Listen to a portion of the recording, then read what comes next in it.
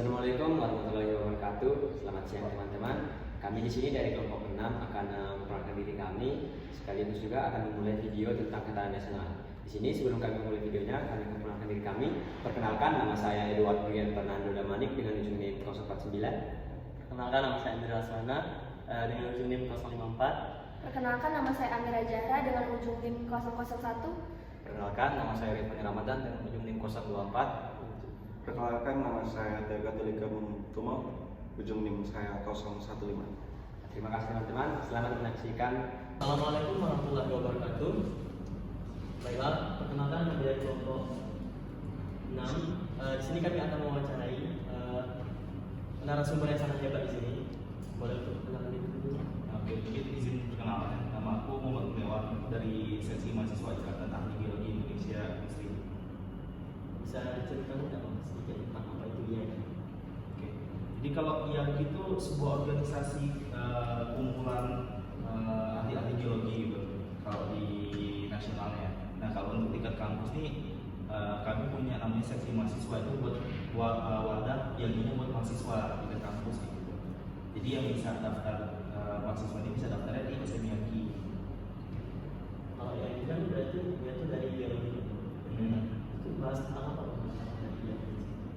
Oke, kalau IAGI itu bahasanya ya seperti namanya ya geologi ya. Utamanya kita bahas tentang geologian, geologi. Cuman nggak menutup kemungkinan juga ntar di IAGI ini bahas tentang atmosfer, bahas tentang laut, pokoknya tentang ilmu bumi lah utamanya. Jadi ahli geologi ini dia bekerja bukan bahas batuan aja, dia bisa bahas ke cuaca, ke laut dan lain-lain gitu, kebencanaan. Nah, kebetulan di sini kami bersama narasumber yang sangat ahli di bidangnya. Nah, karena itu kami akan memberikan beberapa pertanyaan. Oke, kami di sini mau mengajak abang diskusi sekali wawancara juga mengenai topiknya itu ketahanan nasional, Pak. Di tempatnya sektornya ketahanan pangan, mana tanah ini hubungannya itu ke pengaruh pembukaan lahan tambang terhadap lahan pertanian yang ada di sekitarnya, Pak. Mungkin kita bisa masuk ke pertanyaan pertama, Pak. Ya boleh.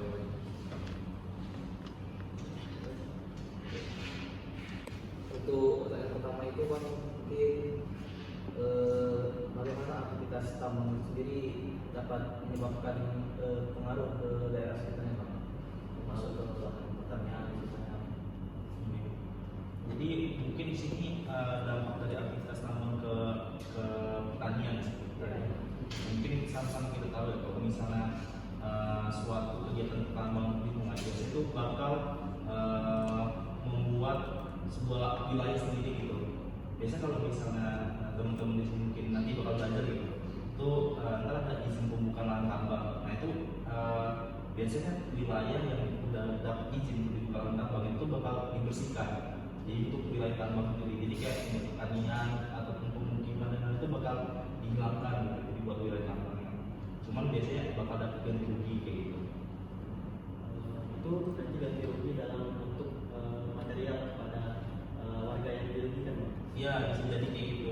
Biasanya ntar ada ganti rugi dari perusahaannya ataupun nanti ya dari perusahaan itu kan membangun infrastruktur buat daerah situ lah.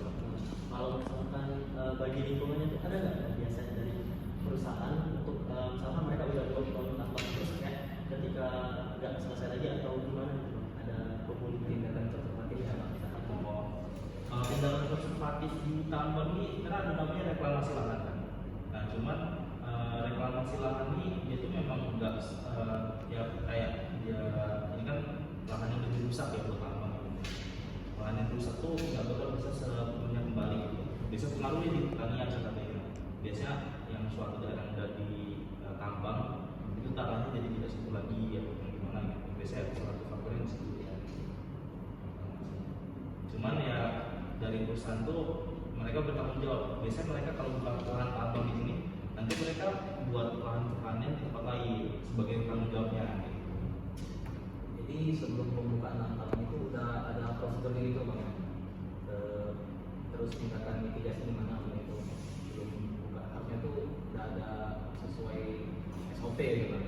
Ya, jadi alurnya tuh biasanya kalau perusahaan mau buka lahan tambang ya, buka perusahaan tambang itu mereka bakal ngajuin lah bahasa tambangannya itu. Daerah IUP itu nanti dalam IUP itu mereka ada dokumen-dokumen harus lengkap, ada dokumen analisis dampak lingkungan. Nah itu yang termasuk buat apakah tambang ini worth it gitu. Dengan tambang ini apakah worth it gitu, lingkungan itu rusak. Maksudnya kira-kira keuntungan itu bisa nggak? Terus misalnya kira-kira kalau misalnya lingkungan itu rusak ini tanggung jawab dari perusahaan ini apa? Misalnya kayak apa jelasin tadi, dia tuh biasa perusahaan tuh kalau misalnya dia membuka lahan tambang di suatu daerah tuh berarti berhenti itu, nggak bisa ada sektor lainnya biasanya. Nah dia bakal membuat infrastruktur di tempat lainnya yang lebih ke situ. Dan juga misalnya dia buka pertanian di daerah yang berapa kilometer dari situ, berapa belas kilometer dari situ. Nah tapi suplai-suplainya itu nanti bakal dikasih ke daerah sana, ke masyarakat yang di daerah pertambangan itu. Kalau dia perusahaan yang resmi biasanya. Karena buat izin dari izin pertambangan itu kayak dokumen tentang analisis dampak lingkungannya, amdalnya. Terus ntar ada dokumen kayak RKL, RPL yang buat dampak lingkungan itu harus dilengkapi. Jadi perusahaan tambang itu nggak bisa semena-mena mereka buka lahan tambang terus nggak bertanggung jawab. Kalau mereka nggak bisa nempatin itu, misalkan mereka udah janji itu, udah sesuai amdal, sesuai peraturan. Nanti sewaktu-waktu mereka nggak sesuai dengan peraturan awal, janji awal, mereka bakal kena sanksi dari pemerintah, dari pengawasnya gitu. Berarti dekat di situ kan misalkan tambang ini nggak sepenuhnya merusak pertanian, kayak dampaknya tuh nggak sebesar tapi nggak bakal buat ketahanan nasional tuh terganggu. Sebenarnya kalau dibilang merusak lahan itu pasti merusak. Yang kayak aku bilang tadi, misalnya setelah pertambangan itu ada proses reklamasi, perbaikan lahan, ntar ditimbun lagi yang udah dikeruk kan tanahnya. Cuma tanah yang udah ditimbun itu nggak sesubur yang awal, karena lagi semua mungkin. Nah tapi tanggung jawab dari perusahaan tambang itu biasanya nanti mereka buat sektor-sektor lain itu mereka kasih suplai misalnya buat pertanian di tempat lain, itu mereka bantu warga-warga sekitar itu. Ataupun nanti mereka buat infrastruktur seperti rumah sakit. Kalau pertama di pertanian itu biasanya tetap dari satu mungkin biasanya ada program mungkin kayak bagi-bagi subsidi apa gitu, bantuan biasanya pasti ada gitu, karena bentuk tanggung jawab mereka kan dari ya udah ada perjanjian juga dari sama pemerintah sebelum mereka buka diberikan izin usaha tambangnya gitu. Ini bang, mungkin abang kan sebagai dari sudut pandang geologis nih bang, bagaimana tanggapan abang buat yang tambang yang tidak bertanggung jawab atau yang tambang ilegal misalnya itu bang, yang memberikan dampak tadi bang, tanggapan abang gimana bang? Dari solusi dari abang? Buat tambang ilegal ya, tambang ilegal ini ya nggak bisa diomongin lagi sih, karena ya satu bisa tambang ilegal itu punya perorangan kan. Pasti mereka tuh mikirin buat isi perut mereka sendiri tuh, nggak mungkin mereka mikirin mereka nggak peduli sama itu, mereka mikirnya keuntungan itu yang bisa diraih sebanyak-banyaknya, nggak mikir lagi dari kerugian. Istilah solusinya tuh ya harus ketegasan dari pemerintah, karena kalau yang kita lihat nih tambang-tambang ilegal tuh banyak, cuma masa sejelas itu tambang ilegal kan, masyarakatnya tuh sejelas itu, teman masa pemerintah nggak gerak? Emang harus solusi itu tegas dari pemerintah. Ya kalau orang itu ya nggak bisa nyalain orang situ tuh. Ya mereka ada kesempatan, keuntungan. Ya mungkin mereka nggak ngambil kesempatan itu kan. Tinggal pemerintah aja gimana peraturannya biar mereka tuh dikasih sanksi lah, kapok lah. Kalau mereka nggak dikasih sanksi nggak kapok ya mereka bakal ngambil terus yang pertama mereka. Dan kerugiannya tuh bukan buat masyarakat itu aja. Ujungnya nanti yang utamanya masyarakat itu. Cuma kan kerugian negaranya, kerusakan lingkungan kan ditanggung negara itu kan. Pada kali ini kami akan berdiskusi membahas topik ketahanan nasional, tepatnya pada ketahanan pangan dengan tema yang kami soroti mengenai pembukaan lahan tambang terhadap kurangnya lahan pertanian.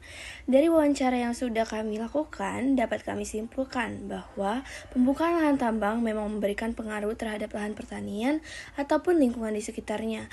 Namun, sebelum pembukaan tambang ini dilakukan, sudah ada prosedur ataupun syarat serta tindakan konservatif yang harus dilakukan dilakukan oleh pihak perusahaan.